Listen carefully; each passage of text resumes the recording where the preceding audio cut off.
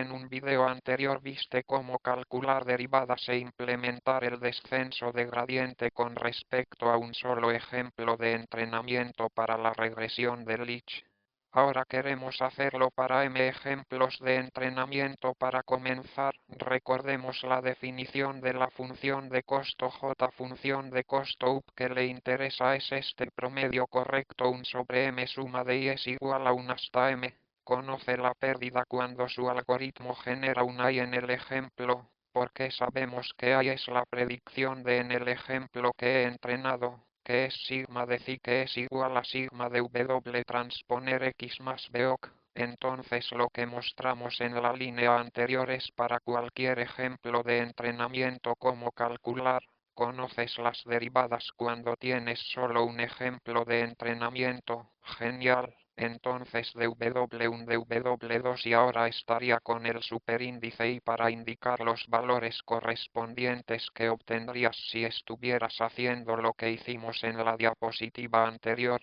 pero solo usando el ejemplo de entrenamiento x y y. Esos me usan y faltan en y allí también, así que ahora notarás la función de costo general. La suma fue en realidad el promedio da un término de 1 sobre m de las pérdidas individuales, por lo que resulta que la derivada con respecto a, por ejemplo, w1 de la función de costos general también será el promedio de las derivadas con respecto a w1 de los términos de pérdidas individuales, pero anteriormente ya hemos mostrado cómo calcular este término, como por ejemplo w1. Lo que ya sabemos en la diapositiva anterior muestra cómo las computadoras en un solo ejemplo de entrenamiento, por lo que realmente debe hacer es calcular estas derivadas como mostramos en el ejemplo de entrenamiento anterior y promedielos y esto le dará el gradiente general que puede usar para implementar el descenso de gradiente, así que sé que hubo muchos detalles. Pero tomemos todo esto y resumámoslo en algoritmos concretos y lo que debería implementemos juntos para ver que la regresión con descenso de gradiente funciona, así que esto es lo que pueden hacer.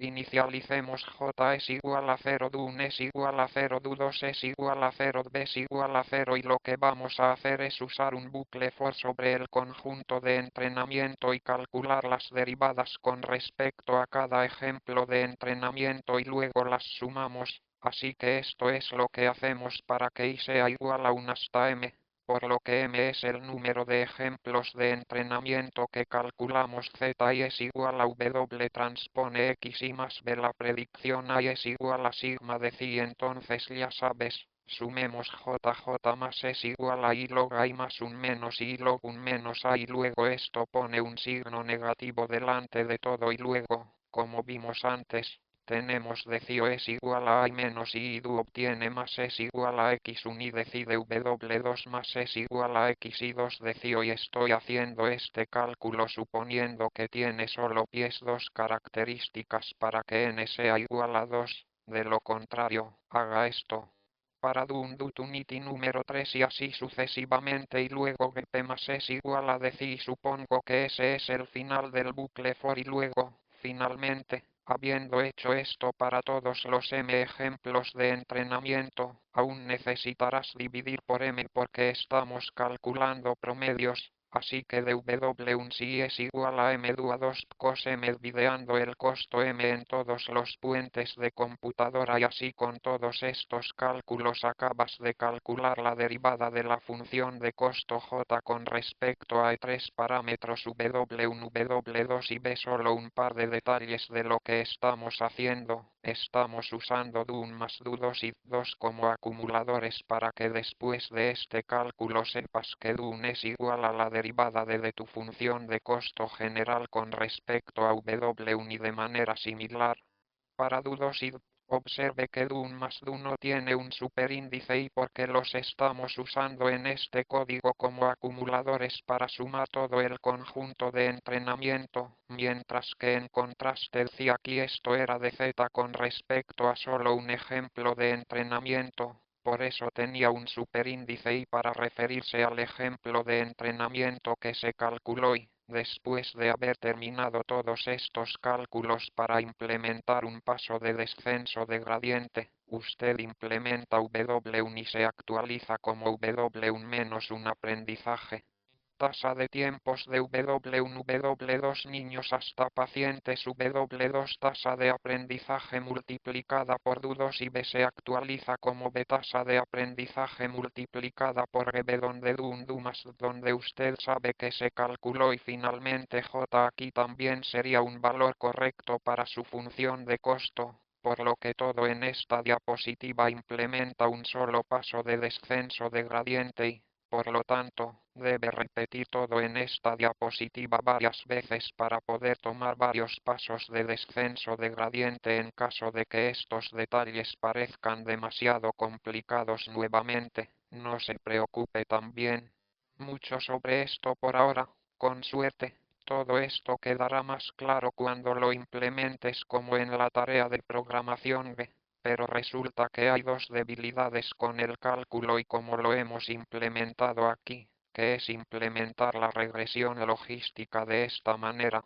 Necesitas escribir bucles for. El primer bucle for es este bucle for sobre los ejemplos de entrenamiento M y el segundo bucle for es un bucle for sobre todas las características aquí. Así que en este ejemplo solo teníamos dos características, por lo que n es igual a 2 y x es igual a 2, pero si tiene más funciones, terminará escribiendo du1 du2 y aquí cálculos similares para du3 y así sucesivamente hasta du_n, por lo que parece que necesita tener un bucle for sobre las funciones en nuestro n características. Cuando implementas algoritmos de aprendizaje profundo, descubres que tener bucles for explícitos en tu código hace que tu algoritmo funcione con menos eficiencia y, por lo tanto, en el error de aprendizaje profundo se movería a conjuntos de datos cada vez más grandes y, por lo tanto, podrías implementar tus algoritmos sin el uso de bucles for explícitos. Es realmente importante y le ayudará a escalar a conjuntos de datos mucho más grandes,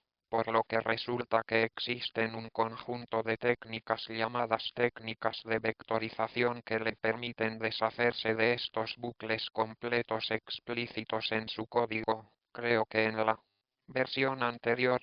era bueno tener la era del aprendizaje profundo que fue antes del surgimiento de la vectorización del aprendizaje profundo. A veces se podía hacer para acelerar Agricole y a veces no. Pero en la era del aprendizaje profundo la vectorización que se está deshaciendo de bucles for como este y como este se ha vuelto realmente importante, debido a que cada vez entrenamos más en conjuntos de datos muy grandes, por lo que realmente necesitas que tu código sea muy eficiente. Por eso en los próximos videos hablaremos sobre la vectorización y cómo implementar todo esto sin usar ni un solo bucle completo. Espero que tenga una idea de cómo implementar la regresión logística o el descenso de gradiente para la regresión logística. Las cosas quedarán más claras cuando implemente el ejercicio del programa, pero antes de realizar el ejercicio del programa,